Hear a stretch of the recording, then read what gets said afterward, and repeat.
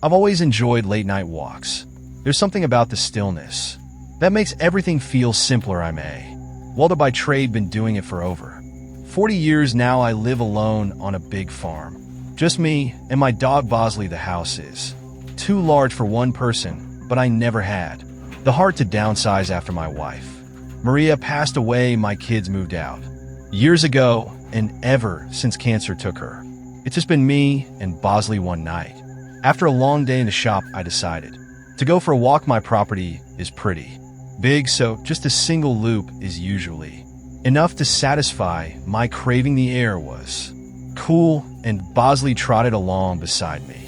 Sometimes I think he likes me more than I like him. I've walked that loop hundreds of times, but as I was heading back toward the house, something caught my eye. I glanced up at the second story window, the one that looks out from the bedroom Maria and I used to share. For a split second, I thought I saw something move. I stopped dead in my tracks, staring up at that window. There was no reason anyone should be in there. I hadn't been in that room in years, couldn't bring myself till I felt my blood start to boil at the thought of some stranger breaking into my house. I wasn't going to stand for that. I rushed inside, my heart racing, and ran upstairs. The room was empty, just like I'd left it. No sign of anything out a place. I looked everywhere imaginable, but found nothing. Yes, I was pretty freaked out, but I was more angry than anything. I didn't take this kind of thing lightly. I figured I had just seen something that wasn't there. I stood there for a while, feeling foolish, but I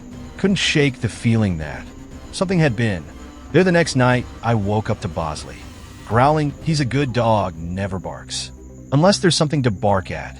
I sat up in my bed, listening. That's when I heard creaking coming from upstairs. It could have just been the sounds of my old house, but my mind went directly to footsteps which were coming from right above me. I'm sure you could guess which room is directly above mine. I debated grabbing my hunting rifle from downstairs, but didn't want to go that far. If it came down to it, I was fully confident that I could take whatever was up there. Hand to hand, I grabbed my flashlight and went to check again. Nothing. The room was exactly the same, untouched. My anger was definitely starting to turn into anxiety at this point. Something didn't feel right in the house. The following night, I came downstairs to find the kitchen lights on. I know I turned them off before bed. I don't leave lights on. There was no question anymore. Someone was in my house. I started to panic. I called the police and told them I thought someone might be sneaking around. They came out, searched the house from top to bottom, but found nothing. They were nice about it. Told me to call again if I needed them, but I could tell they didn't believe me. The next night was the worst by far. I couldn't sleep, so I decided to go upstairs and check the bedroom again. I don't know why. Maybe I thought it would settle my mind, but when I opened the door, I froze. There were clothes scattered all over the floor. Maria's clothes. I had packed them away after she died. Now they were everywhere. Something like this doesn't just happen randomly. And then I saw her. There was a woman standing in the doorway, just staring at me. I couldn't see her face clearly, but I could tell she wasn't Maria. She was too short. I don't know who she was, but she didn't belong there. I had never been so afraid in my life. Without thinking, I ran at her. She turned and bolted down the stairs and out the front door. By the time I got outside, she was gone. I searched the property with B, but there was no trace of her. I didn't sleep that night. For months after that, I couldn't sleep. I was constantly on edge, convinced I heard footsteps upstairs at night. Every little noise set me off. I slept with my rifle next to my bed, terrified that I'd have to use it one night. Every little noise set me off. I debated calling my brother to come stay with me, but I wasn't going to do that. I was raised to always handle my own, so that's what I did. The nightmare didn't end. The one night I was sitting in the living room when I noticed a figure standing in the yard, looking straight at me through the window. It was her again. My heart felt like it stopped. I grabbed my hunting rifle and ran outside. Bosley close behind. She was still there, just a silhouette in the moonlight watching me. I fired a few warning shots into the air, hoping to scare her off. That was enough to get her to turn and run into the Darkness, but it's not like that made me feel any better. I was literally being tormented by some random woman who was probably homeless. I couldn't even imagine why this was happening to me. I stood there for a long time waiting to see if she'd come back. She never did. I haven't seen her since, but I know it's only a matter of time. I'm fully prepared to defend myself, but I don't think living in perpetual anxiety like this is sustainable. Thank God for Bosley. I have no idea what I'd do without him. I'll send an update if anything happens. Music. I work for a catering service, which means I'm on the road a lot, usually late at night. I spend most of my time lugging stuff from place to place in this massive truck the company makes me drive. It's not the worst job in the world, but the hours suck, and it's not at all what I thought I'd be doing with my life. By the time I get home, I'm either so wired from caffeine that I can't sleep, or I pass out the second I hit the bed and stay that way for 12 hours. I was driving back home one night at like 2 a.m. It was nice to be driving my own car again. As I was approaching my house, I realized I had probably had one too many Red Bulls, and there was no way I'd be able to sleep. On top of that, I hadn't eaten in hours, and I was starving. There's a McDonald's right off the highway about 10 minutes from my house. It's usually my first choice when it comes to late night snacks, since it's just so convenient. I'm not even one to gorge myself on fast food. I just occasionally get this weird craving that only a handful of fries can satisfy. It's obviously 24/7, and I figured some comfort food would be the perfect thing to help me wind down. I don't remember exactly what time it was, but it was definitely after 2 by the time I pulled into the drive-thru. There were a few cars ahead of me, which I was actually kind of surprised by. It's not like this McDonald's was a busy spot at 2 a.m. on a Tuesday. As I was sitting there impatiently, I found myself staring off into space, wondering what was taking so long. That's when I noticed something strange. There was an old beat-up Volkswagen with its windows tinted, backed into a spot in the very corner of the lot. The McDonald's itself was only accepting drive-through orders at this hour, so it didn't make sense why there'd be a car in the lot. There were reserved spots on the other side for employees, so it couldn't have been one of them. I figured it was maybe just someone eating in their car, which it probably was. I myself did that from time to time, so I guess I couldn't judge. It was just an odd sight, to be completely honest. I got my food and started driving away. I didn't want to go home just yet, but I also didn't want to just sit there idling my car. I began racking my brain, trying to think of a good place to scarf down the food. I live in a pretty lush area, so there's honestly a lot of options, but I didn't want to beat around the bush too much considering how late it was. There's a massive nature preserve literally down the street from my house. It's situated on a mountain and is essentially just an enormous forest. The kicker is that there's a scenic lookout point at the peak with a view of the city. There's a road that loops around the perimeter of the preserve and will take you right to the peak, which is nice during the day. After the preserve closes, though, the road is inaccessible to cars, but still a convenient path to get to the peak without having to walk through any woods. I used to go there with my friends from high school all the time. It was kind of a default spot. When we wanted to be outside, we'd hang out, talk, smoke, or just appreciate the view. I actually hadn't been there in a while because I was just so busy working all the time, so I figured going there would deliver a much-needed nostalgia rush.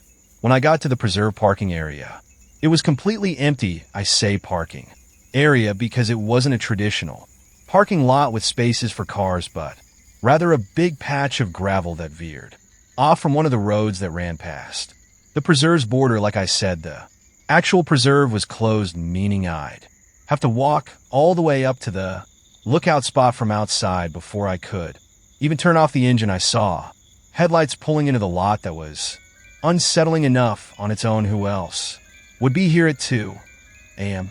And then I realized what I was looking at. It was that same VOG wagon from the McDonald's parking lot. I was 100% certain of it. I parked a little ways away and the engine cut off. I felt the unease start to pour. And what were the odds of that happening Naturally, had they followed me, my window was partially rolled down, and as far as I could tell, there was no music coming from that car, or at least none that I could hear. After nothing happened for a good minute or so, my fear started to fade. They were probably doing the same thing. I was out for some fresh air, or a smoke is a pretty popular spot for that kind of thing, but I was just so weirded out considering how late it was. I couldn't shake the feeling that something was off, even though I concluded that it was just one of those unexplainable coincidences. I sat there for a minute, debating if I should just go home. I didn't want to leave, but I didn't want to be alone either. I picked up my phone and FaceTimed one of my close friends who lived a few minutes away. I told myself that if he didn't pick up, I just eat my food in the car and drive home. He was actually awake though, which I was a little surprised by. He said he had been up writing a paper. I convinced him to swing by and hang out for a bit. He was down. He said he'd be there in 10. While I waited, I kept my eyes on the VOG wagon. It still hadn't moved. I tried to shake it off, telling myself I was being paranoid. When Sebastian finally pulled into the lot, I felt a lot better. We both got out of our cars and began walking up the path before the parking lot fully receded from view. I shot a glance backwards. The Volkswagen was still there, but I saw all 4 doors open at once. 4 guys stepped out. They just stood there for a few seconds, looking at each other. They weren't even talking, just looking around at each other. It was freaky. I nudged SA, who realized what I was looking at before they could see us. We continued walking up the path so that the lot was obstructed from view. Alarm bells were going off in my head, but Sebastian didn't seem that concerned. He told me they were probably just going out to smoke. We kept walking, and by the time we got to the top, the city view was enough to take my mind off things. We always sat on this little rock wall that was supposed to keep people from wandering off the edge of the mountain. We sat there eating and talking like we used to.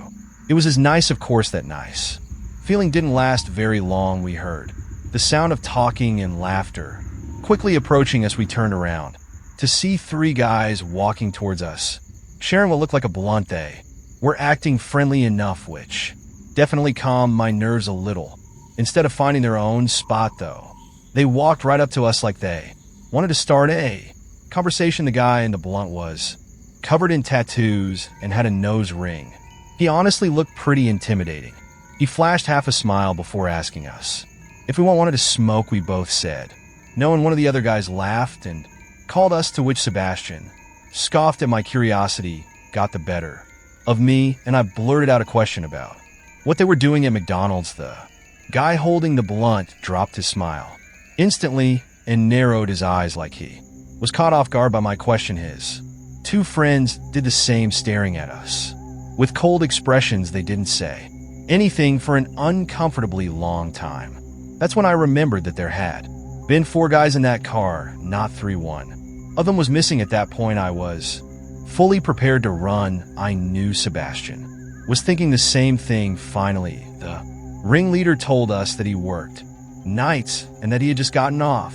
He pulled his hoodie up to reveal a McDonald's uniform, I think, because he knew we wouldn't have believed him otherwise. He then went on to say he came to the spot every day after work to smoke with his friends. While that definitely calmed me down a bit, something about this situation was terribly off. I could tell Sebastian felt the same. We decided it was time to go. As we started walking down the path, Sebastian stopped and pointed into the trees. I followed his gaze and saw the 4th guy half hidden in the darkness.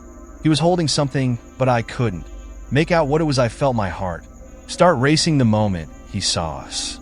Looking, he started moving. That's when we ran. We bolted down the path, glancing back to see him chasing us with the 3 other guys close behind. My heart was pounding so hard I thought it would burst. I could hear their footsteps getting closer, but I didn't look back. Again, we finally made it to the parking lot, jumped into our cars and floored out of there. As I was speeding away, I could see those guys rushing to get in there. Car, I didn't feel comfortable driving home out of fear that I'd be leading them right to my house. I called Sebastian and told him we should meet. Back up on his street, we had a decent head start on them, and I don't think we were followed, but I wasn't taking any chances when Sebastian and I met back up. We were still in shock about what the hell just happened. I don't know if they were trying to rob us, or worse, I didn't know what to think. Sebastian showed me his phone and said he had snuck a picture of them while they weren't looking. He sent it to me, but I wasn't sure what to even do with it. I had off the next day, so I convinced Sebastian to come with me back to the McDonald's so we could at least report the employee. The next day, we approached a guy in the younger side in hopes that he'd listen to us. We showed him the picture and told him what happened, and his eyes widened. He told us something literally out of a horror movie. Apparently that guy's girlfriend had also worked at that same McDonald's and had dumped him a few months ago. He didn't take it well and would harass her while she was working and stalk her after her shifts. He obviously got fired, but that didn't help. The police were involved shortly after, and there was a restraining order put in place. Apparently, he had been violating that restraining order because he was camping out in the parking lot. Sebastian and I were horrified. I have no idea why he decided to follow me, but it was clear that he was unhinged. I'm praying that the police catch him camping out in the parking lot, because then he'll actually be screwed. I just hope he doesn't recognize my car anywhere. It's only been a week, but I haven't been back to that McDonald's or the preserve since. Hopefully the police are able to do something, but that's out of my control. Music, forgive me if I don't remember every detail of the story. It happened a while ago. I grew up in Ardmore, Pennsylvania. Not much goes on around here, so finding things to do can be a challenge. In high school, a few friends and I would sneak into and explore old abandoned buildings. That's the sort of thing we did at that age. I didn't realize how popular that kind of stuff is until many years later. Apparently, lots of people like to explore abandoned buildings. Anyway, there was this abandoned church that we'd been to a couple of times before. It was in Narb. Birth, I actually remember the exact address, 198 Elmwood Avenue. The place was creepy, but it was kind of our go-to spot for late night thrills. One fall evening, a few of us decided to hit the church and drink a little inside. It was a chilly night, and the air had that crisp bite to it. There were 6 of us: me, Luna, Gina, Johnny, Max, and Ally. The church sat behind an 8-foot chain link fence, which we had to climb to get in. The doors were all boarded up, so we always went through a window on the side. Once you were inside, the first thing you noticed was the floor, or lack of one. The entire first floor was just dirt. It looked like someone had ripped out the floorboards years ago, leaving only a hole in the center where a set of concrete stairs led down to the basement. That's where we always ended up, down in the basement. The basement had 3 rooms, but only one had a door. The other 2 just had door frames. The first room we went into was the large. There wasn't much in it, just some old furniture, broken chairs, a busted couch. I remember having to shush Johnny like 12 times because he was a lightweight, and the tiny bit of alcohol he had was making him really loud and antsy. Being in such a big group was always a plus, though, and I felt much safer knowing we had numbers. We messed around for a while, drinking and laughing like we usually did. We might have had a speaker playing music, but I don't fully remember. Out of nowhere, a door slammed. I literally jumped. That's how loud it was. We froze, staring at each other with concerned expressions. At first, I thought one of us had closed the door by accident, but no.